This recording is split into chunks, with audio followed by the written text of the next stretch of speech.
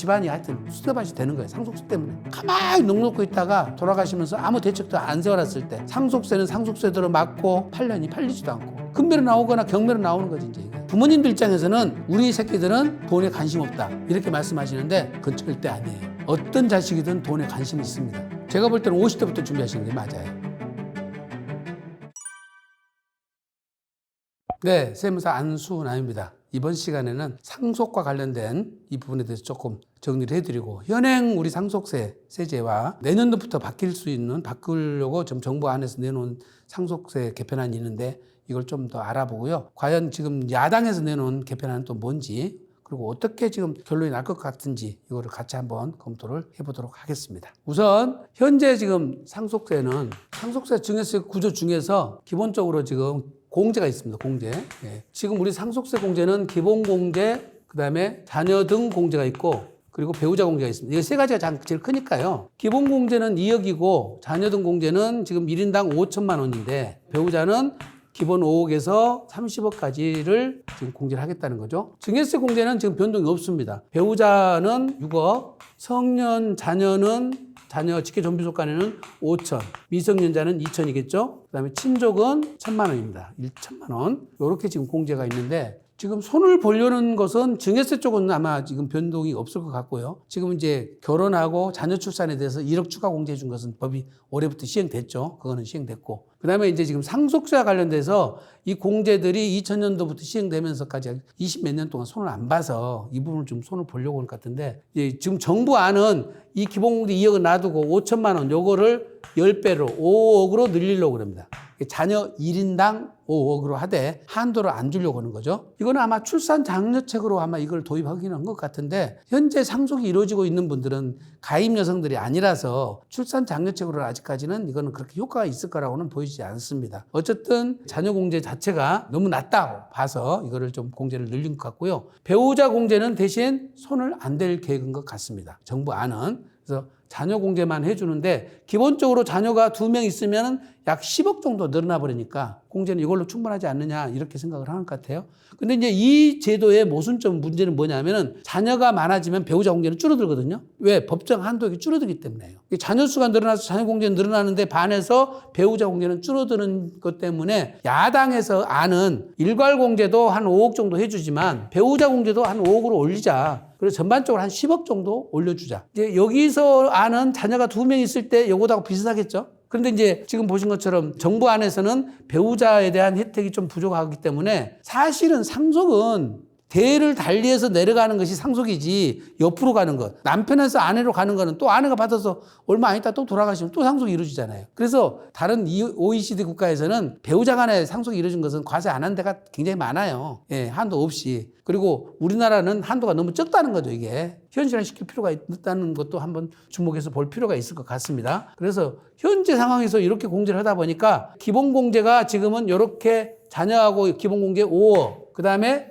배우자 최소 5억에서 10억은 기본적으로 공제가 되죠. 상속이 재산이 10억 있으면 배우자가 있을 경우는 미달이 나오는 거겠죠. 대신에 자녀가 1명 있으면 30억에 대해서 자녀가 1명 있으면 25분의 15가 배우자 공제이기 때문에 약 한 여기서 18억이 되거든요. 18억의 일괄 공제까지 따지면 23억이 돼서 공제액만 23억이 됩니다. 자녀가 1명 있을 때는.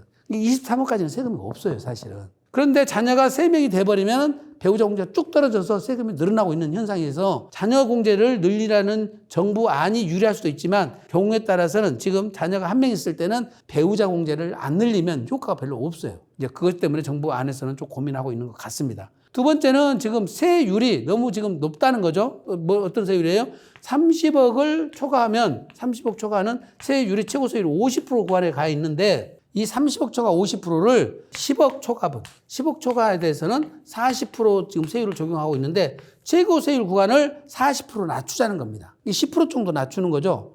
자, 이런 공제액은 누가 지금 유리해지냐면은 중산층, 그러니까 20억에서 한 50억 사이 자산가들이 공제액을 늘리면은 유리해지는 거예요. 이거 공제액 늘린다고 해서 재산이 100억, 200억, 300억 되는 사람들은 효과가 별로 없어요. 그럼 세율을 낮추는 건 어떻습니까? 세율을 낮추는 거는 고액 자산가들에 대한 혜택이 확대되는 겁니다. 그래서 세율을 조정하자는 것이고 마지막은 지금 저율 1억 이하짜리를 지금 10% 적용해주고 있죠. 그런데 이거를 2억 이하를 10%로 조금 더 1억을 더 확대시켜주자 하는 것이 정부 안 같아요. 그래서 요거를 세 가지를 다 합해서 해놓고 보니까 30억에 자녀 3명 있을 경우 저희들이 계산해 보니까 종전 세금으로는 세금이 약 4억 정도 되거든요. 정부 개정한 대로 가면은 세금이 한 4천만 원 줄어버립니다.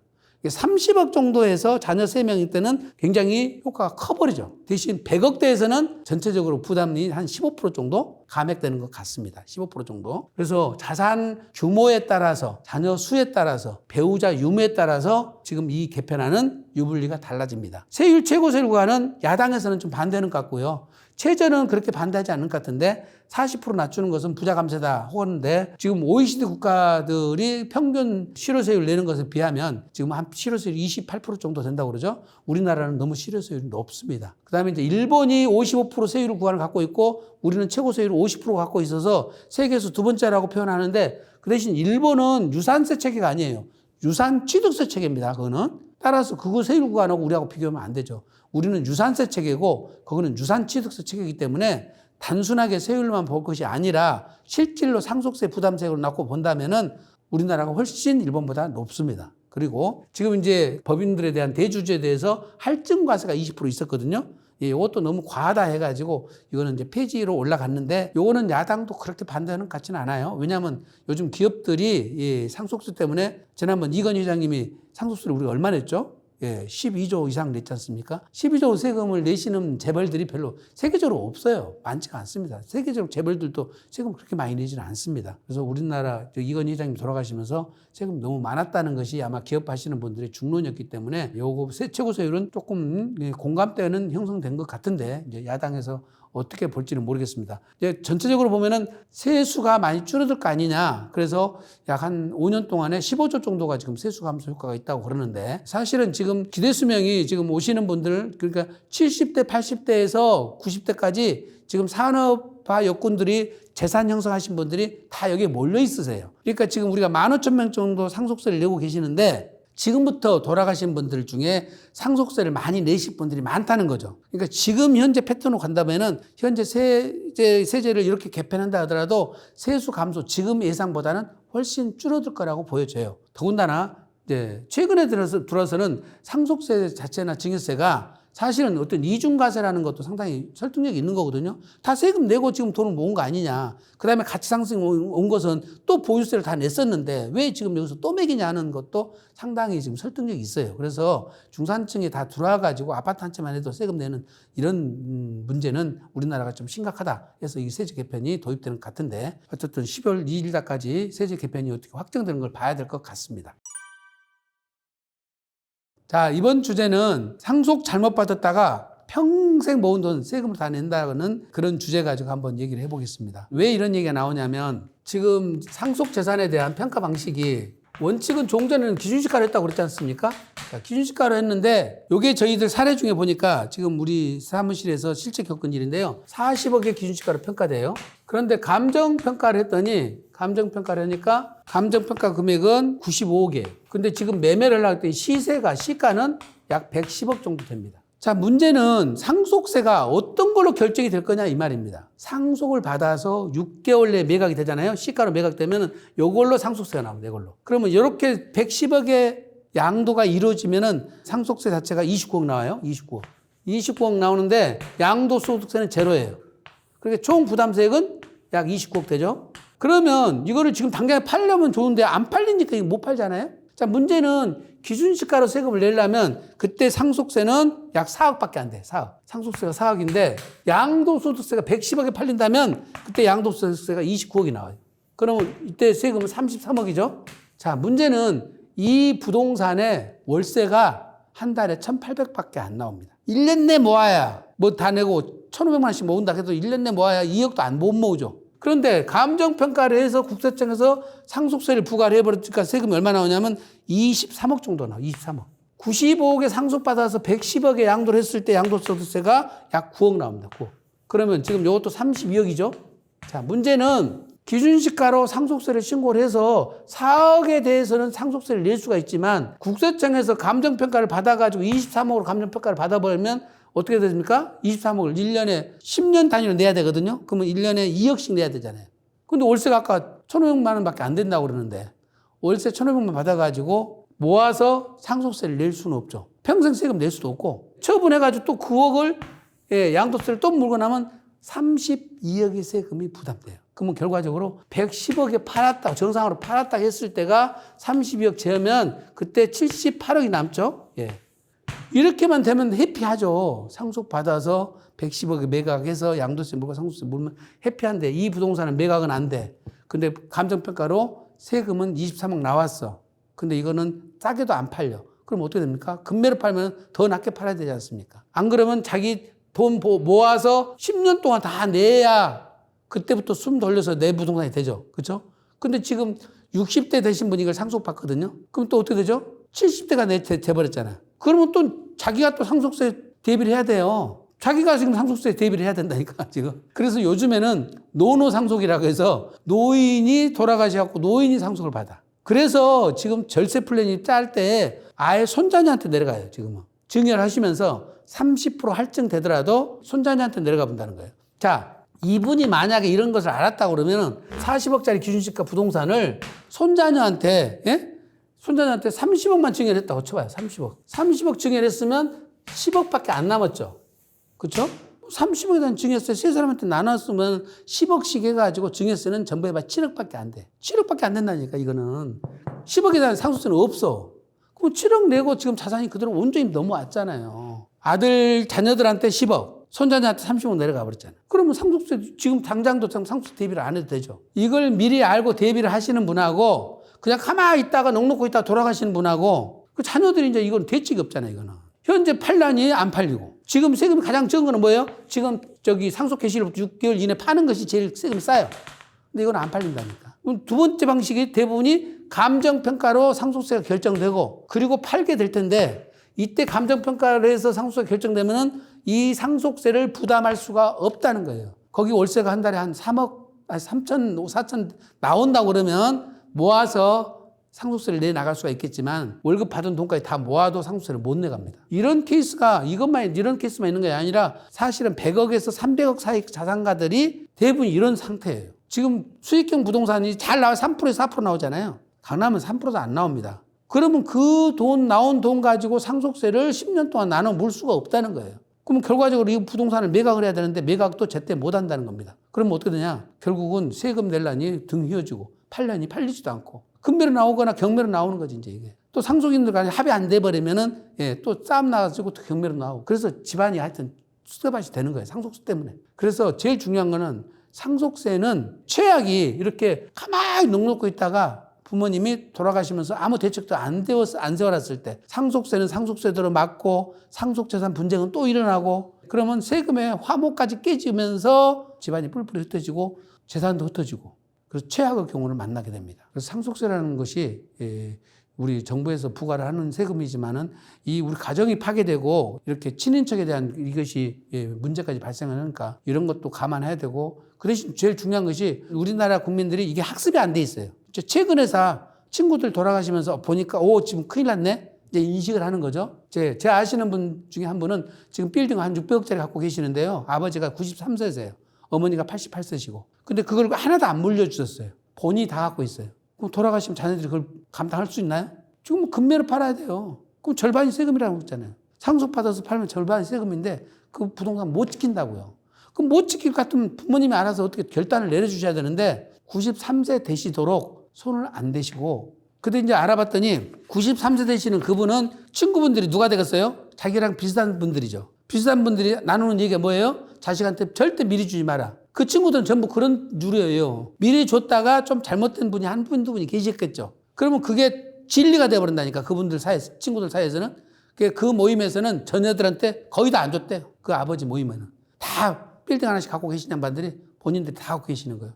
그리고 나 죽은 다음에 너희들이 알아서 하라. 그런 무사태평양의 부모님들 계시는데 이 동영상을 보시는 부모님들 절대 그렇게 하시면 자녀들이 부모님이 남겨주신 이 귀중한 선물이 아니라 재앙이 돼버립니다. 지금이라도 대책을 세우셔서 재산 분배를 정확히 하시고 그 다음에 상속세를 어떻게 감당할 것인지를 자녀들하고 가족들하고 협의를 했어서 대책을 세우셔야 됩니다. 상속은 잘못되면 이건 재앙입니다. 축복이 안 됩니다. 그래서 귀중한 선물이 돼서 축복이 될 수 있도록 미리미리 대비를 하실 필요가 있습니다.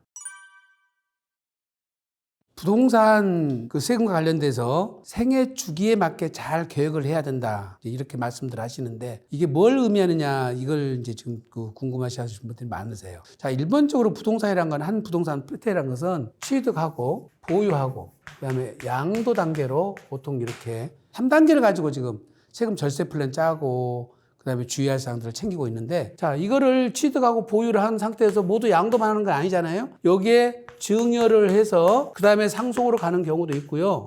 그다음에 바로 상속으로 갈 수도 있겠죠. 그리고 증여 후에 상속으로 가서 양도하는 케이스도 있을 것이고. 그렇죠? 예. 상속을 받아서 양도하는 케이스도 있을 것이고. 또 마찬가지로 양도 후에 증여 후에 상속받은 경우도 있어요.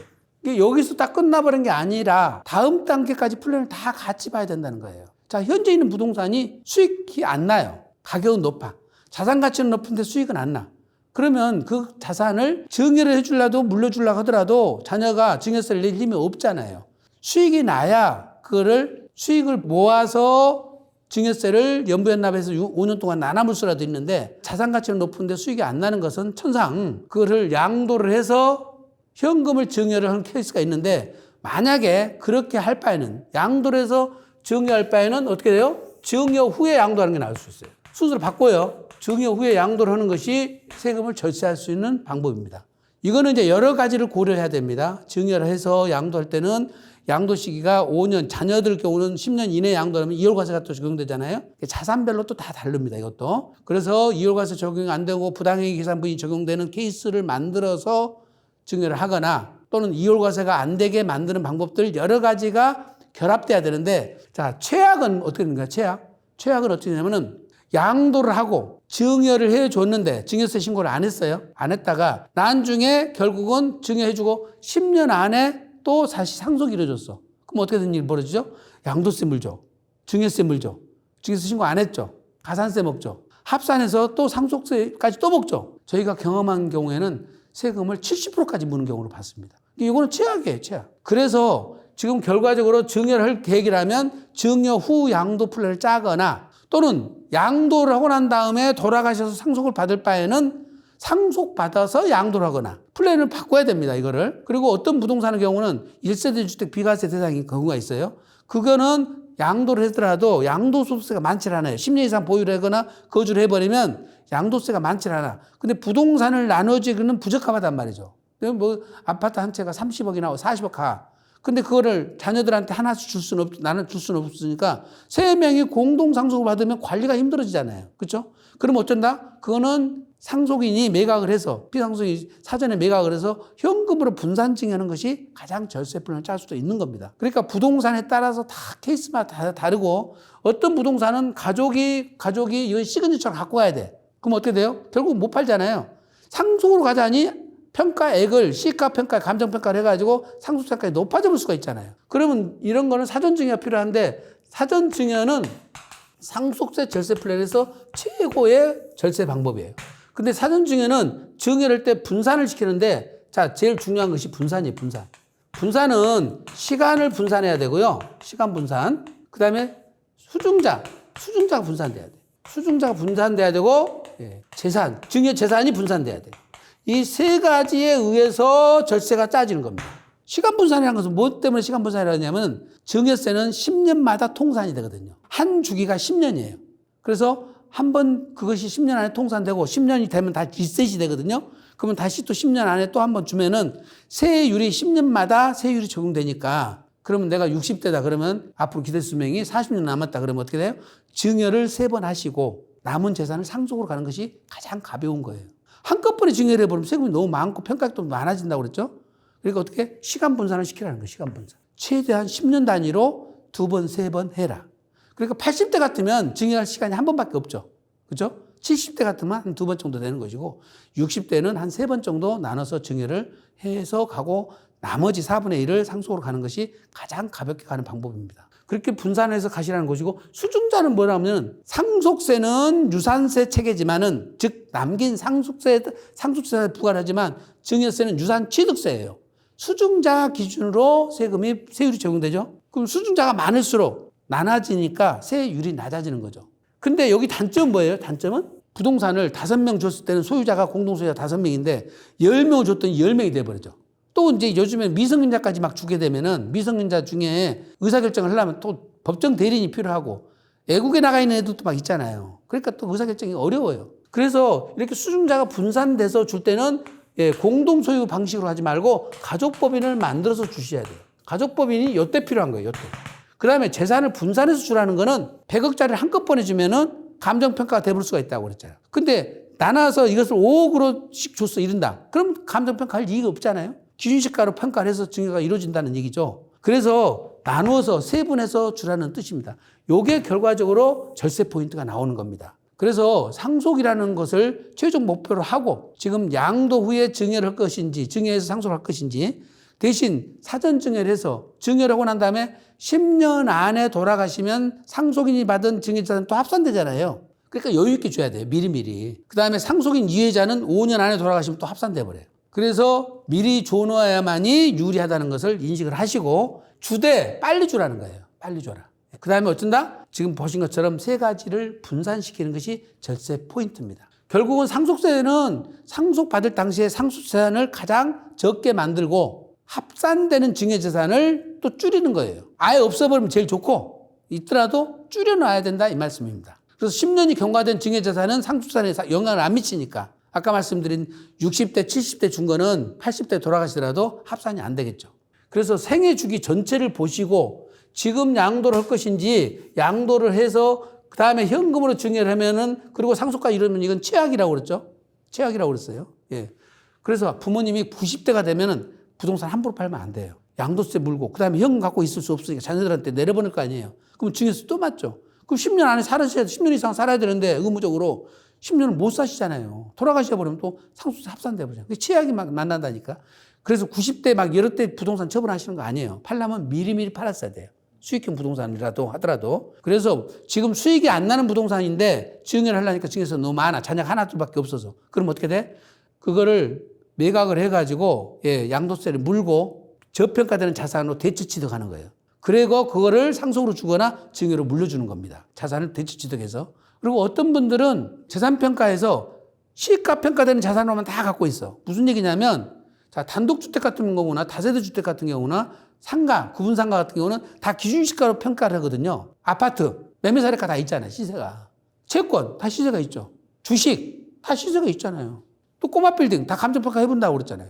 이렇게 시가로 평가되는 자산을 갖고 있는 분들이 지금 보시는 기준시가 평가하는 자산으로 갖고 있는 것 실질 가치는 똑같아도 상속세는 2배, 3배 나와버려요. 그래서 상속재산가액을 낮추는 방법은 재산 절대액도 줄이지만은 평가가 시가로 평가되지 않은 자산으로 갖고 계셔야 돼요. 그 다음에 또 내가 수익형 부동산이지만 어떤 분들은 보증금을 다 월세로 바꿔놓으신 분들이 있어요. 생활비로 쓰신다고. 근데 어떻게 돼요? 보증금은 채무잖아요. 내가 나이가 들수록 기대수명이 짧아질수록 어쩐다? 월세를 전세로 바꿔놔야 돼요. 전세금으로 내가 살아야 돼요. 그리고 내가 죽을 때는 채무가 많아야 상속세가 줄어들죠. 그러니까 이게 생애 주기에 따라서 임대 정책도 달라지고 그 다음에 자산 구성료도 달라지고 중간에 매각을 해서 대체할 것이냐 현금으로 하고 갈 것이냐 현금으로 증여할 것이냐 부동산을 증여할 것이냐 정책도 달라지는 거거든요. 그러니까 요거는 단순하게 볼 수 있는 것이 아니라 현재 갖고 있는 자산 구성에 따라서 대책을 세우셔야 돼. 팔 것인지 증여할 것인지 상속으로 갈 것인지 증여 후 양도할 것인지 양도와 증여할 것인지 이런 정책 플랜은 현재 보유하고 있는 자산에 대해서 현재 세부담도 비교를 해봐야 되고 증여 후 양도를 했을 때 절세가 얼마나 되는지도 시뮬레이션을 돌려봐야 됩니다. 그래서 각자 개인 사정에 따라서 다르기 때문에 이거는 상담을 받아서 그 다음에 내가 올해 한번 상담 받았다 해서 끝나는 게 아니라 중간에 자산 구성비가 어떻게 달라져가지고 세제 어떻게 달라진가도 또 같이 봐줘야 돼요. 그래서 내가 회사를 경영할 때에 주식에 관련된 비용 부분도 따로 봐줘야 돼 또 그거는. 그래서 부동산도 자산 구성에 따라서 가족 구성원에 따라서 아니 자녀가 둘밖에 없었는데 결혼했잖아요. 그다음에 또 손자손녀가 태어났잖아요. 그러면 인원수가 늘어났잖아. 그러니까 정책이 또 달라지는 거예요. 그래서 가족 구성비 달라지고 자산 구성비도 달라지고 세법도 달라지죠. 그리고 제일 중요한 거는 아버지 어머니 마음도 달라져요. 이게 변화되고 있으니까 이 변화를 다 고려해서 생애 주기에 맞는 세제 플랜을 짜야 됩니다. 텍스 플랜을 짜야 돼요. 그래서 간단한 일은 아니다. 이런 것들을 고려해서 판단해야 될 것 같습니다. 네, 이번 주제는 상속은 나랑 상관없다고 공부 안 하는 사람들이 후회하는 이유에 대해서 한번 잠깐 알아보겠습니다. 상속은 기본적으로 어떻게 했습니까? 부모님의 사망, 부모님이 돌아가신 것을 전제로 얘기가 시작돼야 되거든요. 그럼 자식들 입장에서는 어머님과 아버지가 건강히 잘 살고 계시는데 상속이 대비하십시다 이런 말을 못해요. 더군다나 자녀들 입장에서는 그 나름대로 다 효자들이잖아요. 그리고 부모님이 살아 계시면서 부모님이 생계를 지금 노후 자금을 쓰시고 계시는데 본인들 각자가 알아서 나도 어느 정도 지금 생활이 되고 있는데 부모님 재산에 어떤 욕심을 낼 것처럼 그렇게 오해의 소지도 있기 때문에 자식들은 절대 얘기를 안 합니다. 착한 자식일수록 얘기를 안 합니다. 근데 이제 부모님들 입장에서는 우리 새끼들은 돈에 관심 없다 이렇게 말씀하시는데 그건 절대 아니에요. 어떤 자식이든 돈에 관심이 있습니다. 다만 부모님이 살아생전에 부모님 재산에 관심을 안 두려고 노력하는 중이에요. 그래서 자 이거는 기본적으로 부모님 재산이 많지 않아서 관심을 안 두는 부분도 있겠지만은 중요한 거는 이 부모님 재산이 변한다는 거예요. 자 재산이 변하죠. 재산이 증가하거나 종류가 달라집니다. 제일 중요한 거는 증가하고 있다는 거예요. 가치 증가가 일어나고 있다는 거예요. 그 다음에 가족 구성원이 달라지고 있어요. 가족 구성원이 달라지고 있다는 거는 내 새끼들만 있을 때는 문제가 안 돼. 근데 내 새끼 옆에 나무 새끼가 붙어요. 나무 자식이 붙은다고요. 그러면 생각이 내 자녀와 나무 자녀가 생각이 다릅니다. 그 다음에 의사결정 구조에서 우리 부모님하고 자녀들 셋만 있을 때는 의사결정이 쉽게 됩니다. 형님 가져가, 누나 가져가, 동생 가져가, n분의 1 해. 쉽게 되는데 여기 다른 자녀가 붙으면 그때부터는 이제 뭐 기여도가 따지고 또 중요한 거는 이 가족들의 경험이 굉장히 중요해요. 예, 제가 겪은 일인데 큰 따님이 이해심도 많고 양보심도 많아요. 그런데 여기가 딸, 장녀, 차녀, 아들 하나 있어요. 장남 있어요. 장녀가 생활이 차녀보다도 훨씬 더 유리하고 풍족해요. 근데 동생한테 더 주는 것에 대해서 절대 반대하는 거예요. 왜 그런가 했더니 이 동생이 언니보다 공부도 더 잘하고 주변으로부터 더 칭찬을 많이 받고 그렇게 자랐던 것 같아요. 그러니까 언니 입장에서는 상처를 받은 거예요. 동생에 대한 미움이 마음속에 있었던 거죠. 그러니까 상속이 이루어지면서 요 마음이 그대로 고스란히 다 발현돼요. 그래서 장남, 여기 아들한테 주는 것은 누나가 다 이해를 하는데 여기 동생한테 더 주는 거는 이해를 못 하시는 거예요. 그래서 이런 감정까지도 고려를 해봐야 되거든요. 그래서 이 상속세 중에서는 감정은 세금이라고 합니다. 감정은 세금. 단순한 세금이 아니에요. 이 감정이 개입되기 때문에 제일 중요한 거는 부모와 자녀 간의 가족 간의 감정도 차이가 있고요. 또 형제 자매끼리도 감정의 차이가 있습니다. 이것까지도 고려해서 사전에 플랜을 짜야 되기 때문에 그렇지 않으면 어떻게 돼요? 부모님이 이거 정리 안 하고 넘어가시면 나중에 상속을 인해서 가족 화목이 깨집니다. 그 다음에 아까 말씀드린 대로 재산이 증가되기 때문에 지금 부모님 연세가 80세예요. 근데 내가 그냥 놔뒀더니 지금 현재 자산은 30억 정도고 자녀 수에 따라서 세금은 거의 없어요. 그 상속세에 별로 관심을 안 뒀어요. 근데 이게 60억으로 늘어났어요. 그럼 어떻게 되죠? 당연히 상속세에 영향을 미치죠. 그러면 60억이 되기 전에 지금 사전증여를 해서 플랜을 짜놨어야 되는데 대비를 안 세우시면 60억 상속받아가지고 그때 6개월 내에 돈을 내야 되는데 납부 재원이 없으면 어떻게 됩니까? 금매를 처분해야 되고 그때 이제 의견 일치가 안 되면 또 갈등이 또 생긴다는 뜻입니다. 그래서 재산이 없다고 해서 가족들 간에 관심이 없다고 해서 놔둘 것이 아니라 현재 있는 상태에서 어떤 분들은 상속세가 미달될 수도 있어요. 미달되면 신고 안 하고 놔두기도 하는데 만약에 그런 경우는 미달되더라도 상속세를 신고해야만이 나중에 8대 양도소득세가 불려지지 않거든요. 무슨 얘기냐면 지금 상속받은 농지 같은 경우에 시가가 10억이에요. 10억인데 그냥 상속세 신고 안 하면 기준시가로 3억으로 결정이 되거든요. 그러면 상속받은 가액이 3억으로 결정돼 버리면 나중에 10억에 양도하면 7억의 양도 차익에 대해서 세금이 부과돼 본다는 거지. 그럼 어떻게 돼요? 이거를 상속이 미달되더라도 감정평가를 해서 8억으로 신고를 했더라면 2억에 대한 양도 차익만 내면 되죠. 그래서 지금 여러분들께서 상속에 대해서 관심 안 둔다 하지 마시고 부모님이 재산이 있어서 주택을 두 채가 있다 그러면 두 채를 상속받는다 그러면 자녀들 중에서는 무주택자일까 상속을 받는 것이 유리하니까 무주택자는 굳이 집을 살 필요가 없죠. 다른 데다 수익형 부동산을 사는 게 낫잖아요. 부모님이 그걸 내가 들어가서 거주할 만한 집을 갖고 계셔서 상속받을 계획이다 그러면 내가 지금 다른 부동산 투자 계획이 바뀌어져야 된다는 거죠. 상속으로 인해서 생길 거니까. 그래서 그런 시기와 가액과 내가 필요로 한 상속재산이 있는지도 검토를 하셔서 지금부터 내가 투자할 때도 대비를 하셔야 되고 그다음에 누가 이거는 받아가면 좋겠다는 것 때문에 미리미리 협의를 하면은 다음에 부동산 투자하는데 큰 도움이 되는 겁니다. 그래서 관심을 두지 않는 것이 유리한 것이 아니라 항상 부모님이 갖고 있는 자산이 어떻게 변화되는지를 염두에 두셔야 되고 지금 타임에 증여라는 것이 나을 것인지 양도라는 게 나을 것인지 그냥 상속으로 쭉 하는 것이 나을 것인지를 결정을 하셔서 미리미리 대비를 하시는 것이 가족의 화목도 지키고 세금도 절세할 수 있는 길이고 아까 지금 보신 것처럼 부모 자식 간의 감정에 관련된 여러 가지도 미리미리 해소할 수도 있습니다. 그래서 그냥 무방비하게 놔두시기보다 항상 관심 있게 공부를 하시는 게 좋을 것 같습니다. 자녀들한테 내 자산이 얼마 있어서 노력을 안 할 것 같아서 진짜 그렇게 숨겨두시고 계신 분도 많고 또 자녀들 입장에서는 부모가 얼마 있는지 그렇게 굳이 신경 안 쓰고 본인은 열심히 사신 자녀들도 많아요. 그렇게 해서 정말로 실체적 진실을 모르고 상속받은 경우도 있었고요. 또 제일 많은 케이스는 부모님이 자녀들한테 상의를 안 하고 예를 들어서 남아선호사랑이 남아있잖아요. 아까 막내한테 한 70% 줘버린 거예요.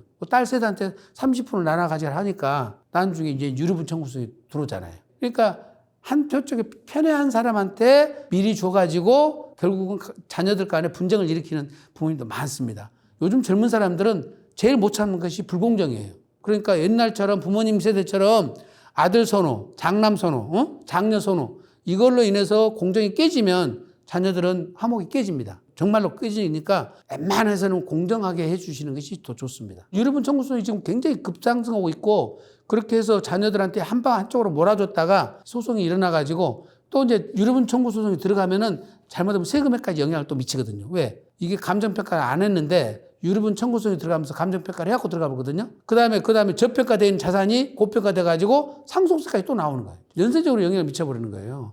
그래서 가족 간의 분쟁이 세금에 영향을 미치기도 하고 가족 간 화목에 영향을 미치기 때문에 저는 항상 상속 중에서는 세금 문제보다 가족 화목이 더 문제다. 화목을 안 깨지도록 미리미리 대비하시는 것이 좋다는 것을 항상 강조를 드립니다. 제가 볼 때는 50대부터 준비하시는 게 맞아요. 40대는 이제 자녀들도 어린지만 50대는 자녀들이 성년이 되잖아요. 어느 정도 성년이 되기 때문에 자기들 의사결정할 수도 있고 또 그다음에 이제 그때부터 아까 상속을 증여는 10년 단위로 주라고 그랬잖아요. 그럼 내 재산이 100억이다, 100억대가 있다 그러면 20억씩 주는 거예요. 5등분 해가지고. 그렇게 내려버려야 되니까 그러면 이제 증여세 분산해서 주다 보면 증여세율이 낮아지거든요. 현행대로 간다면. 그래서 그거를 5번 정도 나눠서 줄 생각한다면은 50대가 가장 적합한 기회예요.